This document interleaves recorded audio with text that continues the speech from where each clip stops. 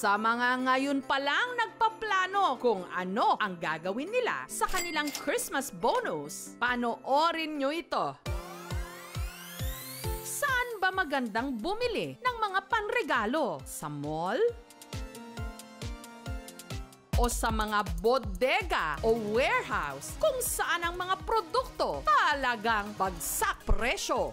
Katulad ng warehouse na ito sa Pasig na dinarayo dahil sa kanilang mga nakadiskwentong appliances katulad ng electric fan, rice cooker, plancha, washing machine, aircon, kahit pa kalan. Walang kaduda-duda na ang presyo ng mga ito kumpara sa mga mall, 30 to 60% off. Murang-mura. Kumpara mo dun sa mga mall price na usually is nasa 10 to 15% lang. So dito, marami silang pwedeng pagpilian at talaga may enjoy nila yung pag-shopping dito ng mga appliances. Pero bakit mura? Kaya siya mura kasi unang-una direct, locally brand at minsan galing siya sa iba't ibang bansa. Ito kasi yung tinatawag na open box item na ginamit ng pan-display o hindi kaya may slight damage gaya ng gasgas o tupi sa kahon. Itong electric fan na ito, i-box pa rin siya kaya lang meron siyang light scratch. Ito ay naka 40% off na.